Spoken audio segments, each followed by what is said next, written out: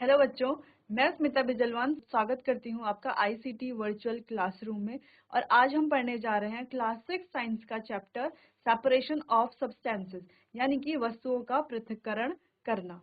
चलिए, तो किस प्रकार जो है हम वस्तुओं को पृथक करते हैं, यानी कि पदार्थों को किस प्रकार जो है हम पृथक करते हैं, यह चैप्टर हम अपने प्रीवियस लेक्चर में स्टार्ट कर चुके थे।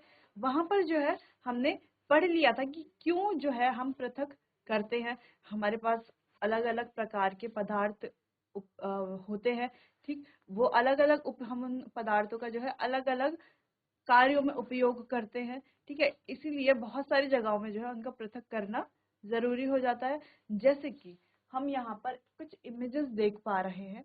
पहली इमेज में क्या है, किस प्रकार जो है इस केतली से पानी को अलग किया जा रहा है। तो ये कौन सी प्रोसेस है, ये भी क्या है, हमारी एक प्रोसेस है। इसके द्वारा जो है पानी को केतली से क्या किया जा रहा है, पृथक किया जा रहा है। हो सकता है इसमें कुछ और जो है एक कुछ मिश्रण हो जिससे कि हम पानी अलग कर रहे हैं। अगला यहाँ पर हम एक प्रोसेस देख रहे हैं कि जो डंडियां है ना, धान की जो डंडियां हैं या अनाज की जो डंडियां हैं, वहां से हमें क्या देखने को मिल रहा है कि अनाज को जो है अलग किया जा रहा है, यानी कि पृथक किया जा रहा है। सेपरेशन यहाँ पर हो रहा है, ठीक। चलिए, यहाँ पर भी हम एक सेपरेशन की प्रोसेस देख पा रहे हैं। और यहाँ पर भी जो है हम देख पा रहे हैं कि जो हमारा गेहूं है, यहाँ पर गेहूं हमें दिख रहा है, या हम अनाज कह सकते हैं। तो अनाज को जो है किस प्रकार भूसे से और अलग अलग जो है अशुद्धियों से पृथक किया जा रहा है। अब किस प्रकार किया जाएगा वो हम यहाँ पर पढ़ेंगे। कुछ विधियां हम जो है अपने पुराने लेक्चर में पढ़ चुके थे, अब जो है आगे कुछ और विधियां हम आज पढ़ेंगे। चलिए, साथ साथ आप रिवीजन भी कर लीजिए जहां पर हमने पढ़ लिया कि क्यों सेपरेशन क्या है, यानी कि पृथक्करण की जो प्रक्रिया है वो क्या होती है, जिसमें कि हम अनवांटेड यानी कि जो हमें उपयोगी नहीं है, जो अनुपयोगी है, ठीक है, वो और जो हानिकारक जो कंपोनेंट्स होते हैं, पदार्थ होते हैं, वो जो हमारे मिश्रण में होते हैं, उनको क्या करते हैं, हम अलग करते हैं और एक शुद्ध पदार्थ हम बनाते हैं। उसी को ही पृथक्करण कहा जाता है। चलिए, तो इंट्रोडक्शन हम पढ़ चुके थे। प्योर सब्सटेंस यानी कि जो हमारे शुद्ध पदार्थ होते हैं वो क्या होते हैं, ये भी हम पढ़ चुके थे। अशुद्ध पदार्थ क्या होते हैं वो भी हम पढ़ चुके थे। इम्प्योरिटीज यानी कि अशुद्धियां किसे कहते हैं। अच्छा, अशुद्धियां ही वो होती हैं जिससे कि कोई पदार्थ शुद्ध या अशुद्ध कहलाया जाता है। अगला हमारा होमोजेनस मिक्सचर और हेटेरोजेनस मिक्सचर, इसको भी हम डिटेल में पढ़ चुके थे। अब यहाँ पर अलग अलग मेथड थे, अलग अलग विधियां थी पृथक्करण की, तो वो भी हमने यहाँ पर देख ली थी। सबसे पहले जैसे कि हैंड पिकिंग, विनोइंग, सीविंग, ये अलग अलग प्रकार की हमारी विधियां हैं जिनसे कि हम पृथक्करण करते हैं। चलिए आगे बढ़ते हैं। सबसे पहले था हस्त चयन की विधि। तो हस्त चयन की विधि को हम अच्छे से पढ़ चुके थे। यहाँ पर जो स्मॉलर इम्प्योरिटीज यानी कि छोटी छोटी जो अशुद्धियां होती है वो हाथ के द्वारा चयनित करके हटा दी जाती हैं और हमारे पास बचता है हमारा प्योर सब्सटेंस, ठीक। जैसे कि अच्छा, ये मेथड जो है ज्यादातर ग्रेन्स में यूज किया जाता है, यानी कि जो हमारे अनाज होते हैं जैसे कि गेहूं, चावल या पल्सेस, जो हमारी दालें होती हैं, उनमें ये मेथड ज्यादातर यूज किया जाता है। क्योंकि उनमें हमें देखने को मिलता है कि छोटी छोटी इम्प्योरिटीज, छोटे छोटे मिट्टी के कण हो सकते हैं, हस्क हो सकती है, अनाज की क्या हो सकती है, डंडियां हो सकती है, कुछ स्टोन्स हो सकते हैं, डर्ट हो सकती है, उसको जो है हाथ से ही चयनित करके उठा करके अलग कर दिया जाता है, ठीक है। और इसमें जो अशुद्धियां होती है बहुत ही कम क्वांटिटी में होती है, इसीलिए जो है इसे हैंड पिकिंग के द्वारा हम करते हैं। चलिए आगे बढ़ते हैं। अगला था हमारा थ्रेसिंग की प्रोसेस। थ्रेसिंग की प्रोसेस में हम अच्छे से पढ़ चुके थे कि किस प्रकार जो हम किसान जो है अनाज की डंडियों को लेकर के जाते हैं, ठीक है। तो अनाज की डंडियों से अनाज को सेपरेट, अब एक एक डंडी से हम एक एक हस्त चयन से एक एक डंडी से एक एक जो है अनाज के दाने को हम अलग नहीं कर सकते, क्योंकि अनाज के दाने, क्योंकि अनाज के हम देख पा रहे हैं जिस इस प्रकार जो है अलग अलग गट्ठर होते हैं, ठीक। तो एक एक गट्ठर में अनेकों अनेक डंडियां होती है और एक डंडी में अनेकों अनेक अनाज के कण होते हैं, और एक एक को हाथ से निकाल करके अलग करना क्या है, पॉसिबल नहीं है। इसीलिए जो है इसको थ्रेसिंग का जो मेथड है उससे किया जाता है। इसमें सीधा इन गट्ठरों को हाथ से पकड़ के उसे नीचे जमीन पर पटका जाता है और अनाज के दाने जो हैं वो अपने आप ही उससे अलग होते हैं, ठीक। पहले ये मेथड सिर्फ फार्मर्स करते थे। अब जो है ये हम बैलों के द्वारा, जो बुलक्स हमारे होते हैं, बैलों के द्वारा भी करा सकते हैं। और अब क्या है, अलग अलग मशीन्स आ गई हैं, तो मशीनों द्वारा भी जो है ये प्रक्रिया की जाती है। चलिए आगे बढ़ते हैं। सीविंग की प्रक्रिया, इसको भी हम पढ़ चुके थे अपने लास्ट लेक्चर में। यहाँ पर हमने देखा था कि छान करके किस प्रकार जो है स्टेनर की मदद से, यानी कि छन्नी की मदद से हम जो है यहाँ पर पृथक्करण करते हैं। आगे बढ़ते हैं। विनोइंग की प्रक्रिया, यहाँ पर जो है विंड यानी कि वायु जो है हमारा मेन कंपोनेंट होता है।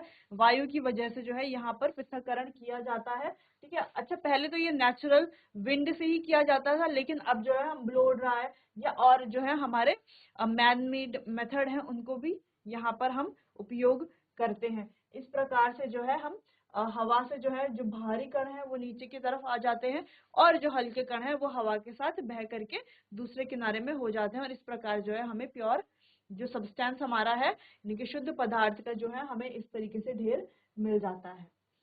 उसके बाद मैग्नेटिक सेपरेशन, ये भी हम पढ़ चुके थे।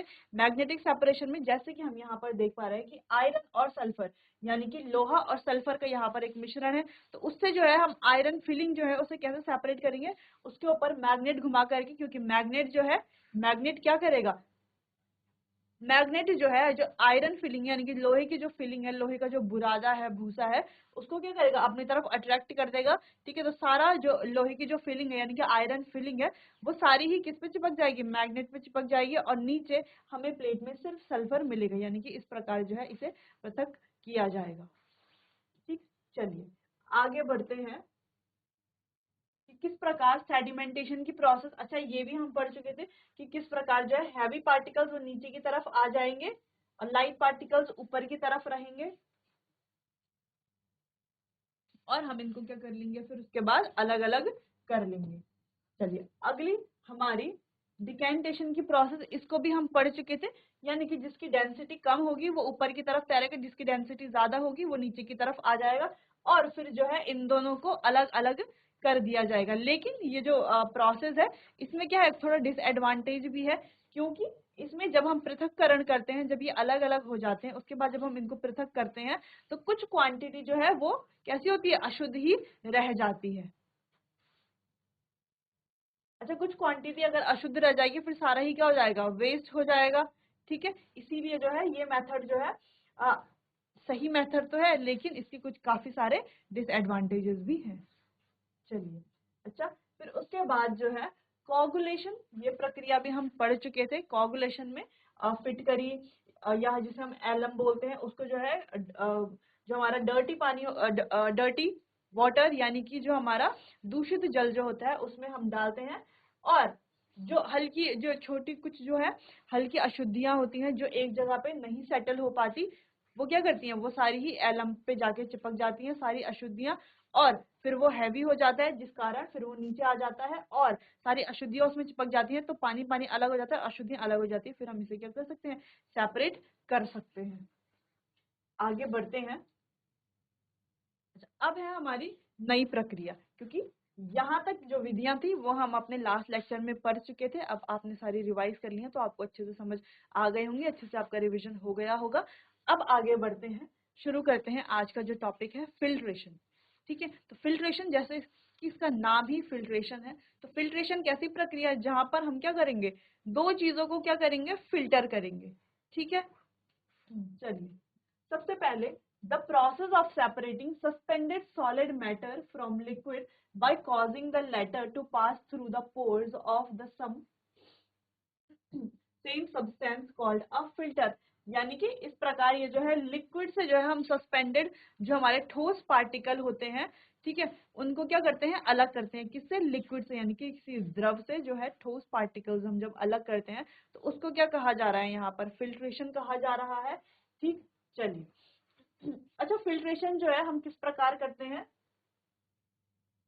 इस प्रकार का अगर हम क्या लें, कोई क्लोथ ले रहे हैं, ठीक, यहाँ पर क्या हमारा ये मिश्रण है, जिसमें क्या है, जो ये हमारा मिक्सचर है, ठीक, जिसको हमको प्योर बनाना है, जिसको हमको फिल्टर करना है, इस प्रकार हम डालेंगे, जो अशुद्धियां होंगी वो यहाँ पर ऊपर रह जाएंगी, और जो जल है पूरा वो कहाँ चला जाएगा, नीचे चला जाएगा, तो इस प्रकार जो है ये दोनों क्या हो जाएंगे, आपस में पृथक हो जाएंगे। ठीक, the liquid which has pass through the filter is called filtrate. अच्छा, जो लिक्विड जो है यहाँ पर नीचे भर चुका है उसे क्या कहा जा रहा है? फिल्ट्रेट कहा जा रहा है। हम यहाँ पर लिख देंगे, तो जो लिक्विड इसमें भरा गया उसे क्या बोल रहे हैं हम?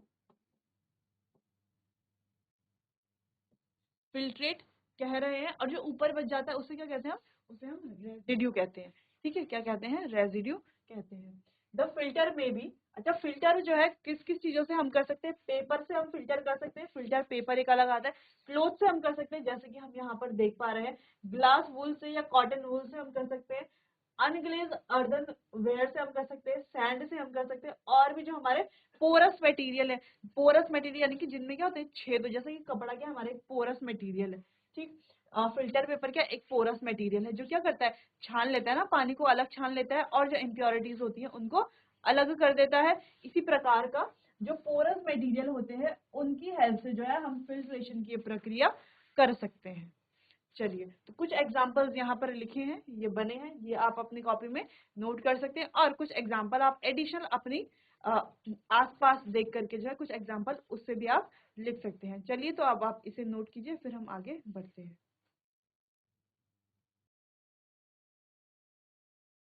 चलिए, अच्छा यहाँ पर हम देख पा रहे हैं कि फिल्ट्रेशन की प्रक्रिया हो रही है। ठीक, इस तरीके का हमारे पास क्या है? एक ग्लास का फनल है।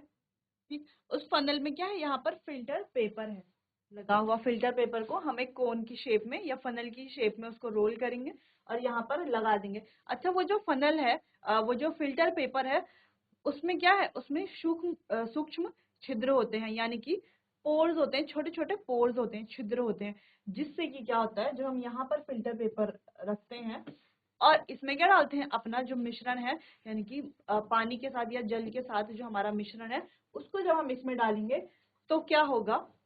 जो वो सूक्ष्म छिद्र हैं उनके द्वारा पानी तो जो है वो नीचे, यानी कि फिल्ट्रेट जो है वो नीचे हो जाएगा, उसको हम क्या कह रहे हैं? फिल्ट्रेट कह रहे हैं। और जो ऊपर बच जाएगा, जो पार्टिकल्स ऊपर बच जाएंगे, उसे सॉलिड रेजिड्यू कहा जाएगा। ठीक है, चलिए, तो ये आप समझ गए होंगे फिल्ट्रेशन की प्रक्रिया। अब आगे बढ़ते हैं।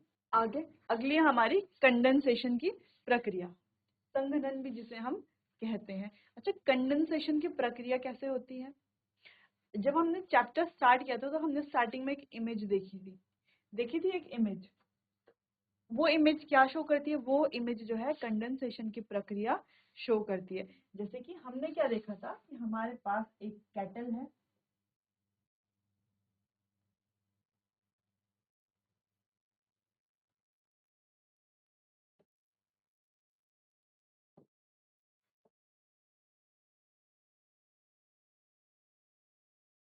एक केटल है और केटल किसमें रखी है?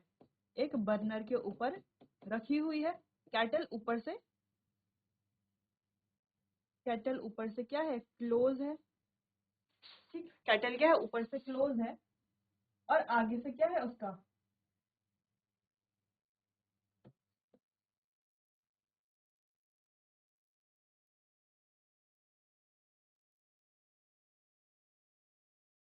ठीक, अच्छा हमने इस प्रकार जो है कैटल अपने घरों में देखी होगी। फिर हमने कैटल में क्या देखा है कि यहाँ से क्या निकलती है? भाप निकलती है। ठीक, क्या निकलती है? यहाँ से भाप निकलती है। अगर हम यहाँ पर एक कोई प्लेट लगा ले, एक कोई क्या लगा ले? प्लेट लगा दे और उसके ऊपर क्या है? यहाँ पर आइस रख दे। क्या रख दे? बर्फ रख दे, जिससे कि ये जो प्लेट है, ये प्लेट क्या हो जाएगी? ठंडी हो जाएगी। इसके ऊपर हमने क्या रखी है? बर्फ रखी है। ठीक है, तो उस बर्फ से क्या हो रहा है? ये जो ये प्लेट क्या हो गई? ठंडी हो जाएगी। ठीक, यहाँ पर हमने रखा है बीकर। यहाँ पर हमने रखा है बीकर। ठीक है, चलिए, अब यहाँ से भाप, यहाँ से जो है हीट जा रही है कैटल में, और कैटल के अंदर जो भी हमारा क्या है? मिक्सचर है, वो क्या हो रहा है? बॉयल हो रहा है।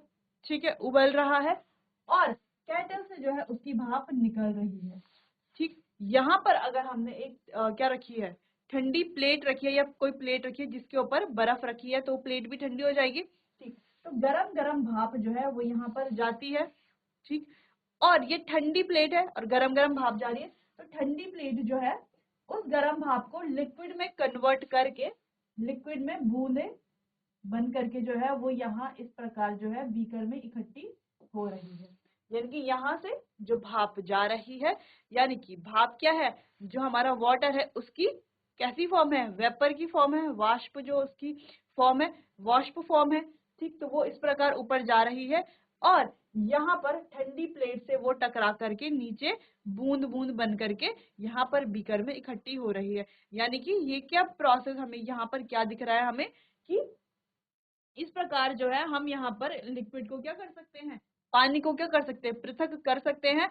और ये जो प्रोसेस है इस प्रोसेस को क्या कहते हैं हम, संघनन यानी कि कंडेंसेशन की प्रोसेस इसे कहा जाता है। अब आप समझ गए होंगे कि स्टार्टिंग में हमने ऐसी कुछ इमेज देखी थी जब हम चैप्टर स्टार्ट कर रहे थे, तो वो इमेज क्या शो कर रही थी, वो इमेज जो है कंडेंसेशन की प्रोसेस को शो कर रही थी। चलिए अब आगे बढ़ते हैं। Condensation is the change of water from इस गैसियस यानी कि वाटर वेपर इनटू लिक्विड, यानी कि गैसियस फॉर्म से, यानी कि जिसको हम वाटर वेपर बोल रहे हैं, है ना, पानी का क्या बोल रहे हैं, वाष्प बोल रहे हैं, उसको लिक्विड या लिक्विड वाटर में कन्वर्ट करना, है ना। कंडेंसेशन की प्रोसेस क्या है, जहां पर वाटर वेपर को लिक्विड में कन्वर्ट किया जा रहा है, उसे क्या बोला जा रहा है, कंडेंसेशन की प्रक्रिया कहा जा रहा है, या संघनन की प्रक्रिया कहा जा रहा है। Condensation generally occurs in the atmosphere when warm air rises, cool and loses its capacity to hold water vapor. As a result, excess water vapor condenses to form cloud droplets. अच्छा, जो हमारे क्लाउड्स बनते हैं यानी कि जो हमारे बादल बनते हैं वो भी किस बनते हैं, वो भी कंडेंसेशन की प्रक्रिया से ही बनते हैं। कैसे कि हमारे एटमॉस्फेयर में क्या होता है, जब अर्थ से वार्म एयर, अर्थ से क्या होती है, अर्थ में क्या है, बहुत पॉल्यूशन है, पॉल्यूशन के कारण एयर जो होती है क्या होती है, वार्म एयर होती है। ठीक है, तो वार्म एयर क्या जाती है, ऊपर की तरफ जाती है। ठीक, और ऊपर एटमॉस्फेयर में हमें पता है कि टेम्परेचर क्या होता है, बहुत लो होता है। क्या होता है, टेम्परेचर बहुत लो होता है। तो वहां पर वो जो वार्म एयर जो है ऊपर की तरफ जाती है, फिर क्या हो जाती है, वो कूल हो जाती है, वहां जा करके क्या हो जाती है, कूल हो जाती है and loses its capacity to hold water, और अपनी कैपेसिटी, वाटर होल्ड करने की जो कैपेसिटी है उसको क्या कर देती है, खो देती है। ठीक है, जिसकी वजह से वो पानी जो है अपने अंदर होल्ड नहीं कर पाती। As a result excess water vapour condenses to form cloud droplet, जिस वजह से ज्यादा वाटर वेपर होने की वजह से क्या होता है, वहां पर वो कंडेंसेशन की प्रोसेस होती है जिससे कि हमारे क्लाउड ड्रॉपलेट फॉर्म होते हैं। ठीक, चलिए अब एक दूसरा एग्जांपल देखते हैं जो हम अपने लाइफ में देख रहे हैं डेली। अब गर्मियों का सीजन आने वाला है, तो हम क्या करते हैं, फ्रिज में वाटर बॉटल्स रखते हैं, पानी की बॉटल्स रखते हैं। जब हम फ्रिज से पानी की बॉटल बाहर निकालते हैं तो हम क्या देखते हैं कि उसके आसपास क्या है, इस तरीके से पानी की बूंदें हमें देखने को मिलती है। या जब हम कोल्ड ड्रिंक या कोई ठंडा पानी किसी कांच के गिलास में डालते हैं या किसी भी गिलास में डालते हैं, तो हम क्या देख पाते हैं कि उसके किनारे किनारे जो है पानी की क्या निकलती है, पानी निकलता रहता है। लेकिन पानी तो हमने अंदर डाला है ना, बाहर तो डाला ही नहीं, तो ये पानी कैसे आया, कहाँ से आया ये पानी। देखो, ये हमारे पास एक ग्लास है। ठीक, क्या है, ग्लास है या बीकर है या कुछ भी है। ठीक है, अब हम कोई ठंडा पानी इसके अंदर डाल रहे हैं, चिल्ड वाटर इसके अंदर डाल रहे हैं, है ना, बाहर तो नहीं डाल रहे। तो वो बाहर कैसे हमें दिख रहा है, वो पानी बाहर कैसे आ रहा है, देखो ये जो हमारा क्या है, एटमॉस्फेयर है या हमारी सराउंडिंग है, हमारे आसपास में क्या होती है, वाटर वेपर्स होती हैं। ठीक, एयर होती है, और एयर में क्या होता है, देखो हमारे आसपास क्या है, एयर है, ठीक है, वायु है, और वायु में क्या होता है, कुछ कुछ क्या होता है, वाटर वेपर भी होती है, यानी कि जल वाष्प भी होता है प्रेजेंट। तो जल वाष्प क्या है, अभी तो टेम्परेचर क्या हमारा नॉर्मल है। ठीक, लेकिन जब हम इसमें चिल्ड पानी डालते हैं, ठंडा पानी डालते हैं, तो ये जो ग्लास है इसका टेम्परेचर क्या हो जाता है, कम हो जाता है, ग्लास क्या हो जाता है, ठंडा हो जाता है। जब ग्लास ठंडा हो जाता है और आसपास की जो वाटर वेपर है वो ग्लास से टकराती है, आसपास की जो वाटर वेपर है वो क्या करती है, ग्लास से टकराती है। तो जब वो ग्लास से टकराती है तो हमें क्या देखने को मिलती है, वो जो वाटर वेपर है वो जब ग्लास से टकरा रही है तो हमें क्या देखने को मिल रहा है, तब वहां पर ये वाटर वेपर बूंदे बूंदे बूंदे बूंदे यहाँ पर फॉर्म करती है। वैसे भी अभी अगर हम यहाँ पर नॉर्मल है, अभी भी वाटर वेपर क्या है, वायु में है। अभी अगर हम अपने हाथ में ग्लास ले, उसमें क्या डाले, ठंडा पानी डाले, तो अब फिर से क्या होगा, जो वाटर वेपर होगी वो उस पर जाकर के टकराएगी और क्या हो जाएगी, लिक्विड फॉर्म में नीचे को देखने को मिलेगी हमें। जैसे कि हमने यहाँ पर देखो, यहाँ पर भी तो ये क्या थी, वाटर वेपर ही तो थी। ये जो भाप निकल रही है, भाप भी क्या है, वाटर वेपर ही तो है एक तरह की। ठीक, जब ये भाप निकल रही है और यहाँ पर हमने क्या रखी, एक ठंडी प्लेट रखी, तो ठंडी प्लेट से जब वो गर्म भाप टकरा रही है तो क्या बन रही है, वहां पर ड्रॉपलेट्स हमें देखने को मिल रहे हैं। सेम वही यहाँ पर होता है, यानी कि वही प्रोसेस यहाँ पर होती है। तो ये बात आपको समझ आ गई होगी। आगे कभी आपसे पूछा जाए, ठीक है, हो सकता है आपके वाइवा में कभी पूछा जाए आपसे कि जो वाटर बॉटल्स हैं हमारे पास, जब हम फ्रिज से निकालते हैं तो उनके बाहर पानी क्यों गिरता है, या हम जो है कभी कोई कोल्ड ड्रिंक जो है ग्लास में डालते हैं तो उसके बाहर बाहर हमें ड्रॉपलेट्स देखने को क्यों मिलती हैं, वो हमें कंडेंसेशन की प्रोसेस की वजह से देखने को मिलती हैं। अब आप समझ गए होंगे अच्छे से, यहाँ कोई भी डाउट है तो आप मुझसे पूछ सकते हैं। अब आप जो है ये प्रोसेस आप नोट कर लीजिए, ये भी क्या है, एक मेथड है हमारा सेपरेशन का, इसे अब आप नोट कर लीजिए, फिर आगे बढ़ते हैं।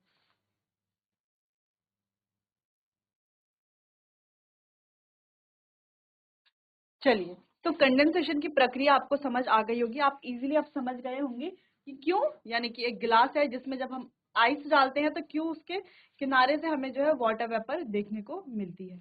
एक बार हम इसको फिर से समझ लेते हैं कि अगर हमारे पास आइस का कोई कोई हमारे पास ग्लास है, उसमें हमने क्या डाला है, आइस डाली है, आइस क्यूब्स हमने डाली है। ठीक, थोड़ी देर बाद हमें क्या देखिए, उसके आसपास जो है वाटर ड्रॉपलेट्स देखने को मिलेगी। क्यों देखने को मिलेगी, देखो आइस के कारण जो है ग्लास क्या हो जाता है, ठंडा हो जाता है। ठीक, क्या हो जाता है, ठंडा हो जाता है। और हमारे सराउंडिंग्स में जो वाटर वेपर है, यानी कि हमारे आसपास जो वाटर वेपर है, वो इसके आसपास भी तो है, ग्लास के आसपास भी रहेगी वाटर वेपर। वो वाटर वेपर इस पे जाकर के चिपकेगी और ये क्या है, पहले से कूल है, ठंडा है, तो वो वाटर वेपर को क्या बना देगा, ड्रॉप्स में कन्वर्ट कर देगा, ठंडा बना देगा, जिससे कूल डाउन होकर के वो ड्रॉप्स में कन्वर्ट हो जाएंगी। चलिए, तो आगे बढ़ते हैं। अगला है हमारा डिस्टिलेशन। अब डिस्टिलेशन कैसी प्रक्रिया है, चलिए, distillation is the process of separating the compound of a substance from a liquid mixture by selecting evaporation and condensation. यानी कि डिस्टिलेशन ऐसी प्रोसेस है जहां पर हम कंपोनेंट को क्या करते हैं, सेपरेट करते हैं, है ना, किसी कंपोनेंट को क्या करते हैं, सेपरेट करते हैं फ्रॉम अ लिक्विड मिक्सचर। किसी लिक्विड मिक्सचर से किसी कंपोनेंट को जब हम सेपरेट करते हैं तो उसे डिस्टिलेशन कहा जा रहा है। और कैसे, इवेपोरेशन और कंडेंसेशन दोनों प्रोसेस को मिक्स करके। ठीक है, इवेपोरेशन से भी और कंडेंसेशन से भी। चलिए, तो किस प्रकार, यहाँ पर हमारे पास देखो कुछ मिक्सचर है। ठीक, अब कुछ मिक्सचर है, यहाँ पर दो मिक्सचर हमारे पास है, इस प्रकार जा रहा है, the vapour continues to the condense. इस प्रकार जब ये ऊपर यहाँ से वेपर जा रही है, यहाँ आएंगी, यहाँ आने से क्या हो रहा है, देखो ये ट्यूब है, ये क्या करेगा, कंडेंस करेगा और यहाँ पर हमारा फिल्टर होकर के आ जाएगा, इसे डिस्टिलेट कहा जा रहा है। Cause the temperature of the vapour to increase gas to liquid. अच्छा, यहाँ से जो वेपर जा रही है वो कैसी है, गर्म होगी। अब कंडेंसेशन में क्या है, ठंडा पानी हम भर देंगे, जिससे कि क्या होगा, वो ड्रॉपलेट, वो जो वेपर है वो क्या हो जाएगी, ड्रॉप्स में कन्वर्ट हो जाएगी, और ड्रॉप्स कहाँ चली जाएगी, सीधा इसमें हमारे पास यहाँ पर डिस्टिलेट बन जाएगा। इस प्रकार जो है ये सेपरेट हो जाएगा। अच्छा, पहले आप इसे जो है नोट कीजिए, फिर हम इसके कुछ अच्छे एग्जाम्पल्स देखते हैं।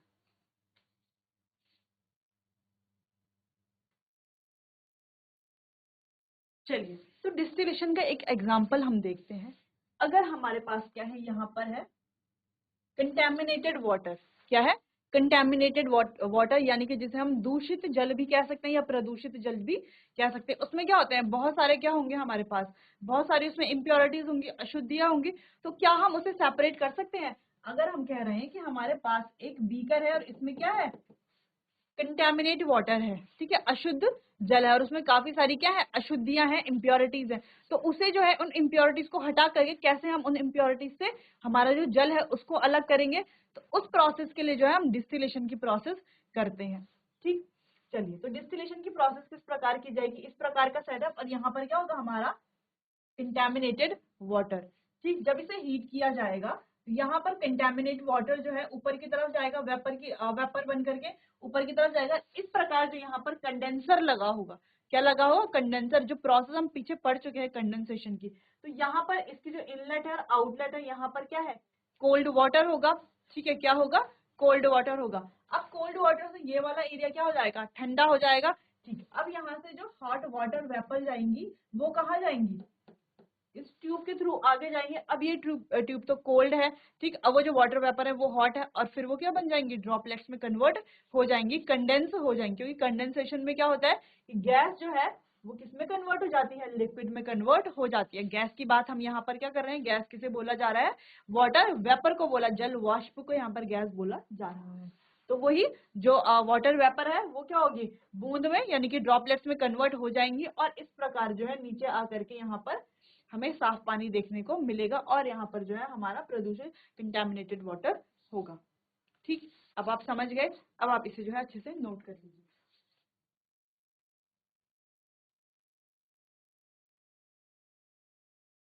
अच्छा, इसी प्रकार से अगर हम कहें कि हमारे पास सॉल्ट और वाटर का एक मिक्सचर है ना, नमक और पानी का एक मिक्सचर है, तो क्या हम नमक को पानी से अलग कर सकते हैं, बिल्कुल अलग कर सकते हैं। इसी प्रोसेस से हम क्या कर सकते हैं, यहाँ पर सॉल्ट वाटर का मिक्सचर रखेंगे, नीचे से हम क्या करेंगे, उसको हीट करेंगे। हीट करने से क्या होगा, जो लिक्विड होगा वो इवेपोरेट हो जाएगा। ठीक, चलिए, इवेपोरेट हो जाएगा। अब लिक्विड इवेपोरेट होगा तो वाटर वेपर्स कहाँ आएंगी, यहाँ पर आएंगी। कंडेंसेशन के कारण वो जो वाटर वेपर है वो लिक्विड में चेंज होगा। ठीक, जब वो लिक्विड में चेंज हो जाएगा तो यहाँ ड्रॉपलेट्स बन करके हमारे अलग, तो वाटर अलग, और कुछ टाइम बाद हमें यहाँ पर सॉल्ट देखने को मिलेगा और यहाँ पर वाटर देखने को मिलेगा। तो इस प्रकार जो है हम अलग कर सकते हैं। आगे अपने आने वाले सेशन में हम और भी जो है डिस्टिलेशन के और भी एग्जांपल्स पढ़ेंगे, इसको थोड़ा अच्छे से डिटेल में डिस्कस करेंगे और चैप्टर में आगे बढ़ेंगे। चलिए, तब तक आप अपनी पढ़ाई करते रहिए, अच्छे से पढ़ते रहिए। कहीं पर अगर आपको समझ नहीं आता तो आप मुझसे पूछ सकते हैं। चलिए, तो अपनी एग्जाम की तैयारी करिए, अच्छे से पढ़ाई करते रहिए। चलिए, तो मिलते हैं अपने अगले सेशन में। तब तक के लिए आपका बहुत बहुत धन्यवाद।